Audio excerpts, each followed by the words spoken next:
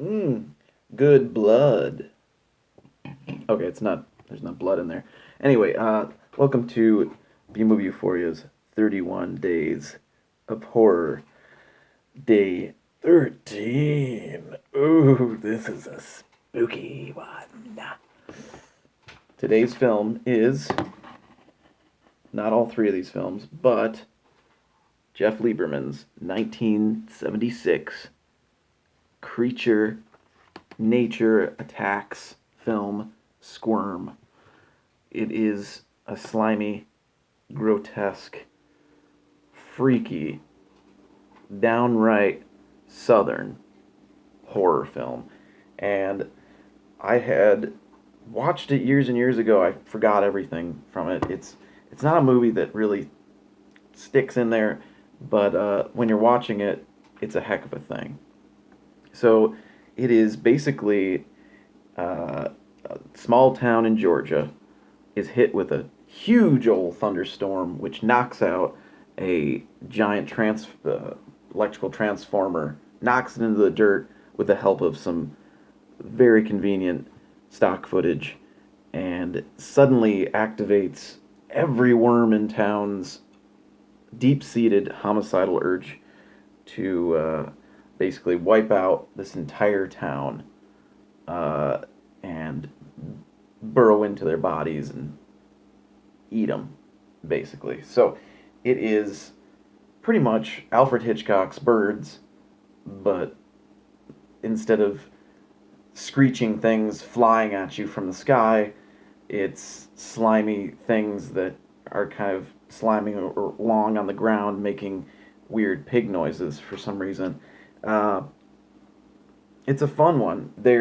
If the actors in this film weren't as fun and interesting as they were, this would not have been a good movie. And if the direction wasn't as great and well done as it is, it could have easily been a very crap movie. And in fact, I think it did end up on Mystery Science Theater at one point, much to the director's chagrin. That's my big word of the day. So it is basically the worms start coming out of the dirt, crawling onto people, eating them, and it's really just about this young girl, young Southern belle, with a terrible Georgia accent, uh, named Jerry, and her out of town boyfriend, Roger, who is just in town for a few days. He's a city boy, so none of the locals like him or trust him. And immediately when things start happening and they try to contact the sheriff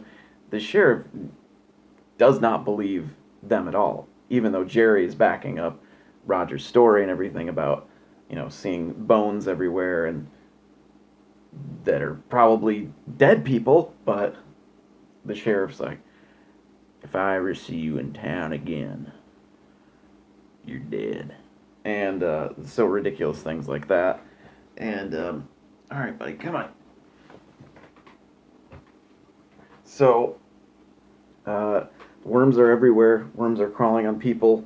Uh, there is a love triangle between Jerry, Roger, and this local worm farmer bumpkin guy who Jerry really doesn't like at all, but he has the hots for her. And he ends up getting a face full of worms. And yes, you guessed it, he is the guy on the cover. And he not only gets a face full of worms, uh, the worms like crawl into his head, and I guess they go into his brain and make him insane. And he ends up chasing after Jerry and Roger.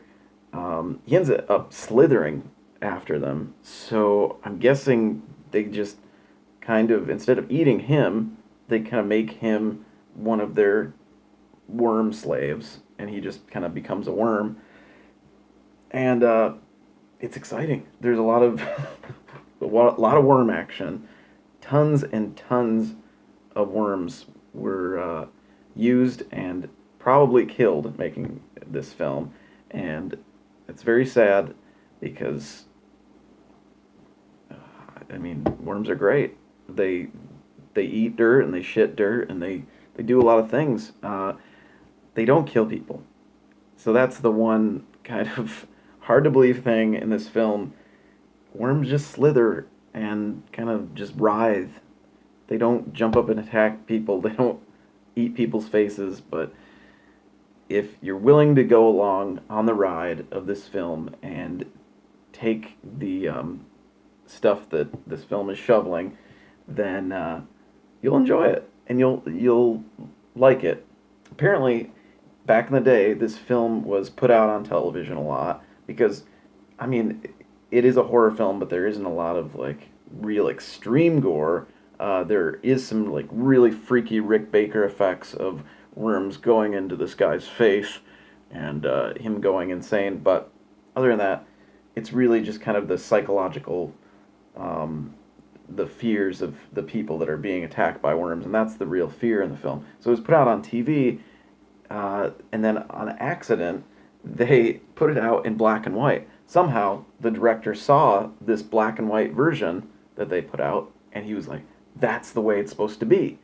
And so he is of the opinion that this film should be shown in black and white. There is no black and white version.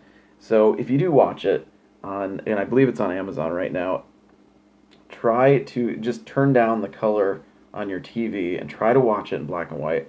I did it about halfway through, and it really did add to the overall kind of spookiness to it. It actually gave it a kind of Night of the Living Dead feel, and it was great. There are a lot of scenes where, because it's so dark and gloomy, when something just pops out, it has that much more of an effect, and it adds to it.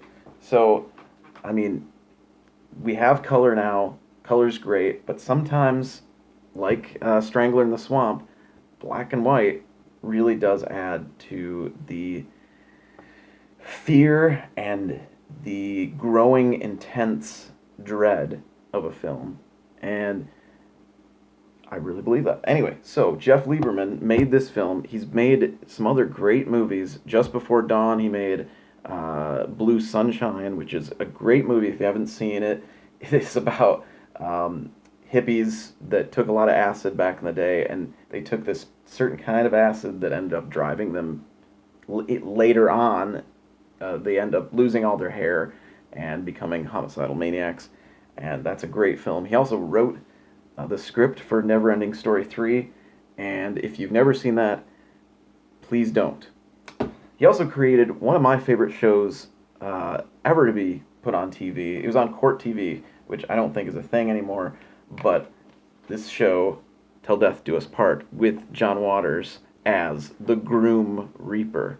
If you've never seen this, it's fantastic. It's all true crime stories about husbands and wives that end up killing each other for whatever reason. It's fantastic. This is fantastic. Great effects.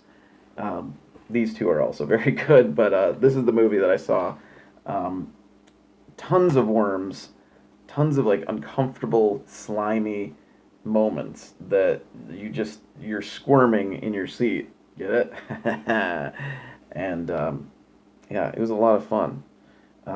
Today was really fun for me because I got to go to this estate sale. I got some cool stuff. Got this goblet, and I got Mr. Handy here. There are a ton. This house just had a ton of just torn off limbs, which is great. We found a ton of stuff, and I found a huge spider. It's hanging right now. You can't see it, but anyway, great movie. Check it out. It should be on Amazon right now. If not, it's all over the place. It's one of those great cult classics that's always going to be around, and you can always find it. Lots of fun. Thanks for watching yet again. Day 13 of B-Movie Euphoria's 31 Days of Horror. I will see you tomorrow. Thanks for watching.